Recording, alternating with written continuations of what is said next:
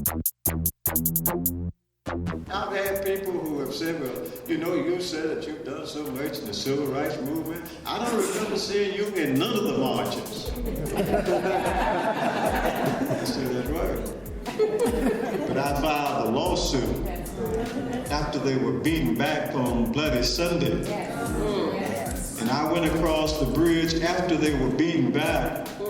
They retained me, and I filed a suit before the close of day on Monday. And Judge Johnson had a hearing beginning that Thursday. And it is that order that he enabled the people to march from Selma to Montgomery without being molested, and resulted in the passage of the Voting Rights Act of 1965. The words you've just heard were those of Fred Gray, famed civil rights attorney. This is Chris Lee. Welcome to the Chris Lee Show. During today's show, we're going to hear from Fred Gray some more as America celebrates the 50th anniversary of the marches in Selma for the right to vote for African Americans. And this is going to be a really raw edition of the Chris Lee Show. You might hear papers shuffling.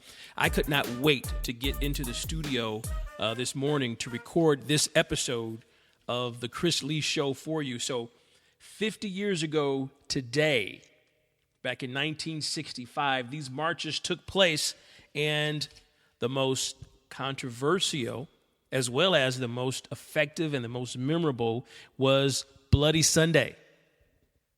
Bloody Sunday. They marched across the bridge, the Edmund Pettus Bridge. These peaceful protesters were mercilessly beaten by Alabama state troopers. And the entire demonstration, the entire movement, the entire struggle, if you will, is depicted in the movie Selma. And I was able to see that movie this week. That movie was very inspirational. It really made me question what I would have done.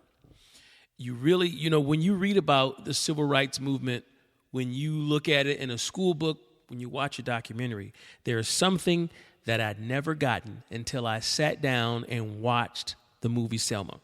And that was kind of like the behind the scenes of the struggle, and as well as just the amount of stress or the amount of anticipation when you were getting ready to do something. Can you imagine this? Imagine, okay, the first time it happened, everybody was probably terrified. And imagine going back out. There was in the movie, something happened at the Capitol building where some people were beaten. And could you imagine going back out 2 or 3 more times, knowing that somebody's going to hit you upside the head with a billy club, knowing that you might not return home that night, or that your life could never be the same, quite possibly? That was something that the movie Selma did a very good job of depicting.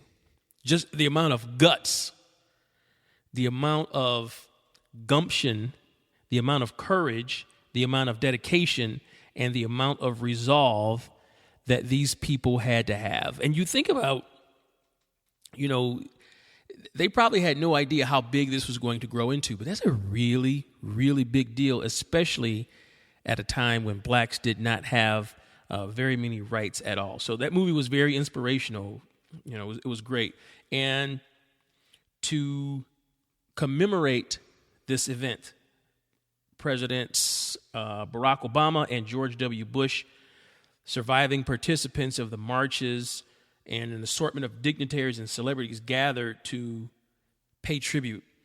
And the image that sticks with me the most is the image of Barack Obama's motorcade crossing the Edmund Pettus Bridge, the same bridge that these people marched across and were mercilessly beaten. And now there's an African-American president in office, and he's crossing that bridge in his motorcade.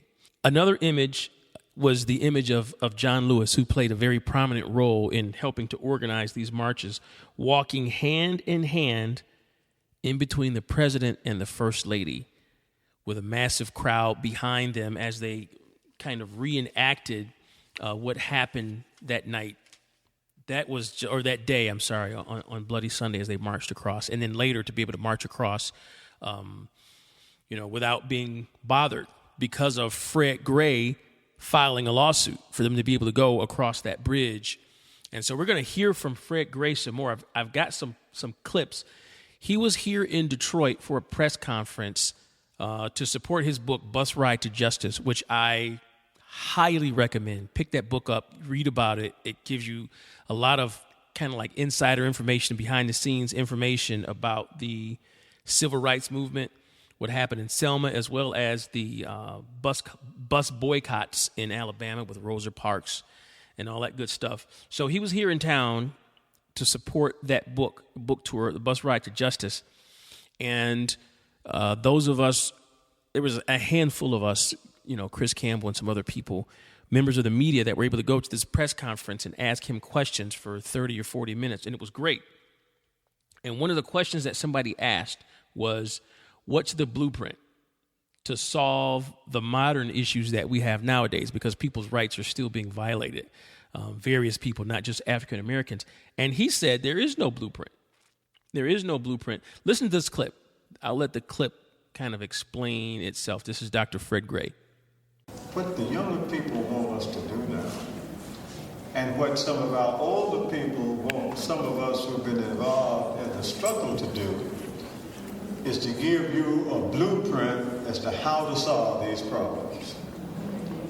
And if I had that, I could probably patent it and hopefully sell it and make some money. But each one of us in our own rights are able to see problems that exist in our community. And those of us who have been able to make it and who now have good jobs, and sometimes we think we have these jobs because we are so good or we are so educated, but many of us have the jobs which we have now, and there are some good jobs. But you have them because there were other people who laid the foundation, who made it possible for you to have the opportunities that you have. So I say to those of us who are adults, and those of us who have made it, and those of us who have good positions and who are making a good income, that you have to remember those other boys and girls who don't live in a house like you live in, who don't drive an automobile like you, who don't have the education you have, and who may not have parents who express, as your parents may have expressed to you, some tender loving care. But we have to try to inject into those young people a sense of hope and let them know that they can be something, they can be somebody, and we have to be willing to help them. Because if we don't, they may not be helped. I thought that his answer was really interesting. He said there is no blueprint. They didn't have a blueprint when they started doing the things that they started with the civil rights movement and fighting for people's rights. But what he did say, though, and I thought this was very important, what he did say, those of us who have benefited must reach back and mentor and help. He said that if you're an African American and you have a good job, it's not because you went to the fanciest school. It's because somebody laid the groundwork for you to be able to have that good job. And so you've benefited from the civil rights movement without even realizing it. So he's saying those of us who have benefited have to reach back and mentor and help the young people, because the young people need hope. So instead of, or in addition to, trying to change the system, he's saying, how about those of us who have experienced the benefits and have experienced success, that we help those people and give them hope? And I think that is a very good idea.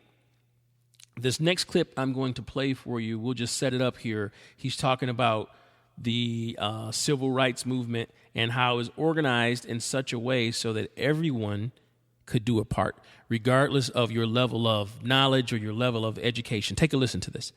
Racism is so embedded until it's going to take everybody to do everything we can, and we all don't have to do the same thing.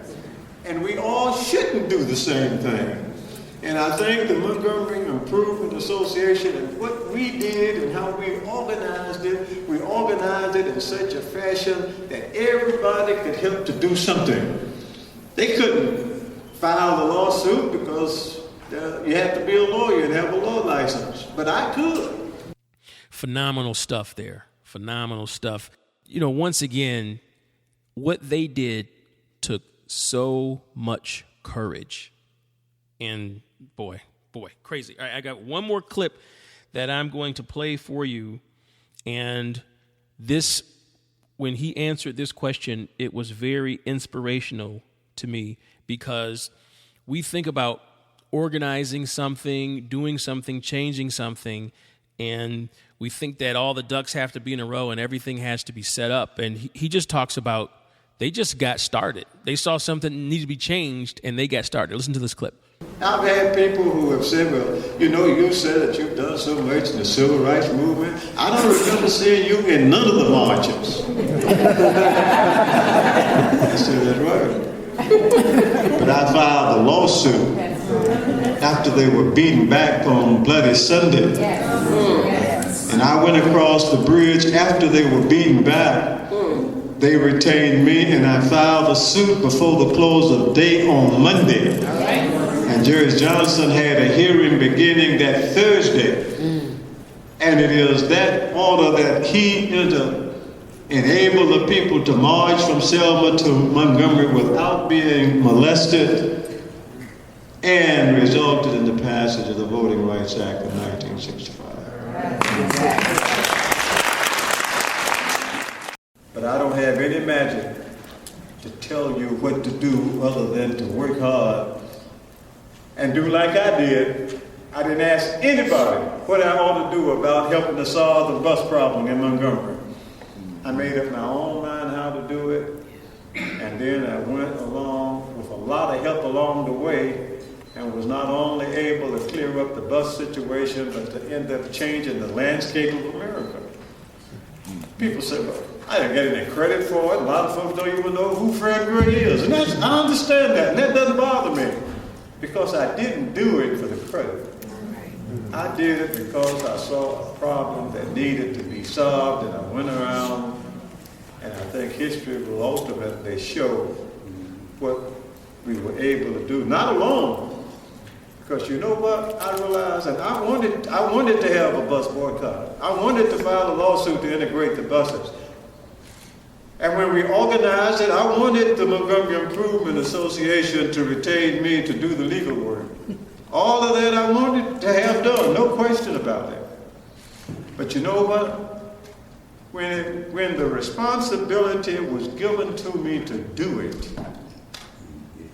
I sat down and said, you know, I'm just out of law school by a year.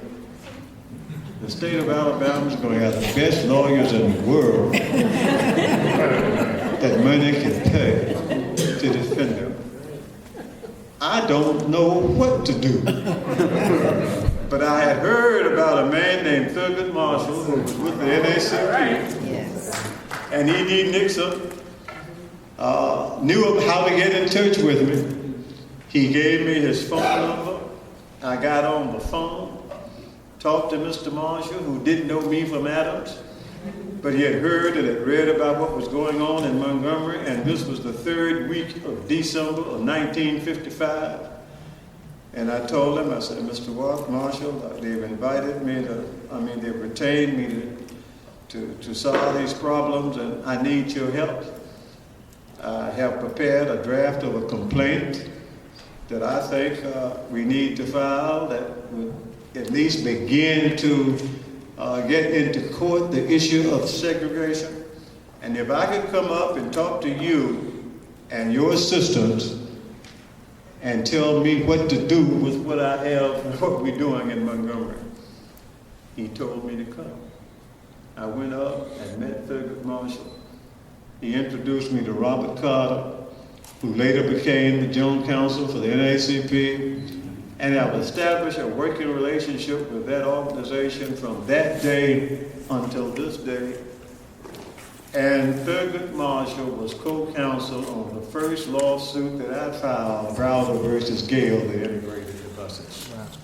So what I'm really saying is that our people, we're going to have to look at these problems and do the best thing we can to come up with some solutions. And don't expect somebody else to do it, but you can't do it by yourself. So that's why I got Thurgood Marshall and his people. And for the next 5 or 6 years, when I had a civil rights case, you will see I had other civil rights lawyers on those cases with me who had more experience than I had. And I think I'm about tired.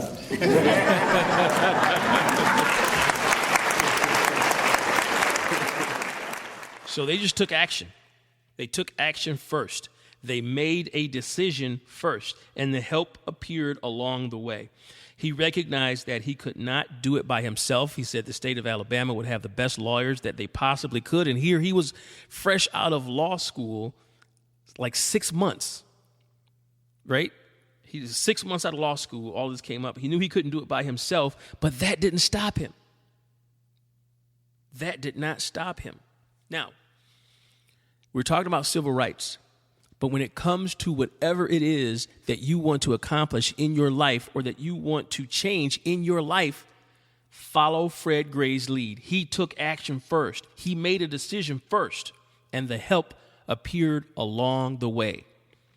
That's the same way that it is for you and I with the things that we want to accomplish. Just start. Take action first. What you need will appear along the way, just as it did for Fred Gray and for those people that wanted to make a positive change for African Americans. And you think about, that was their goal. They didn't say we're going to start a rebellion, we're going to start a revolution, we're going to start a civil rights movement. They said this is not fair, the way that people were being treated in Montgomery, Alabama. The way that they go to work and work hard all day and they have to stand up or sit in the back of the bus. And so they said, let's do something about that. Same thing in Selma. They said, we're not allowed to vote. If you can't vote, you can't sit on a jury. And so people were going before all white juries and being convicted of crimes, as well as not being able to have any control over who's governing you or who's governing the area where you live. They didn't say we're going to start a movement. They just said, we want our right to vote. And it was something that they were passionate about. No doubt their leaders instilled that passion in them, that courage to be able to push forward, to be able to lick your wounds and then get back out there again and do it again. My question to you, as we close this episode of the Chris Lee Show, what are you passionate about? What gets you fired up? What keeps you up at night? What are you willing to die for? Is it civil rights? Is it human rights? Is it gay rights? Whatever your thing is, are you willing to die for that, for your religion? Are you willing to die for that? A lot of times we feel like there are things in place so that we don't have to do that, so that we don't have to die for anything. But there should be something, at least one thing in your life that you are willing to go on the front lines and die for. What change would you like to see in your life, in your community, in the area where you live? You have the power. We have the power together to create massive change. But love has to be the driving force for lasting positive change. We see people all over the world trying to create change with violence. And violence does bring about change, but to have sustainable, long-lasting change, such as what we saw in Selma, love has to be the driving force. I encourage you, I will leave you with this today. I encourage you to get off of the sidelines and to become an active participant in your life. The things that you want to accomplish and the things that you want to change will help to have a positive influence on the lives of everyone around you. And it also gives hope to future generations of all people, regardless of race, creed, sexual orientation, or color. This has been The Chris Lee Show. Thank you so much for listening. I'll see you next week.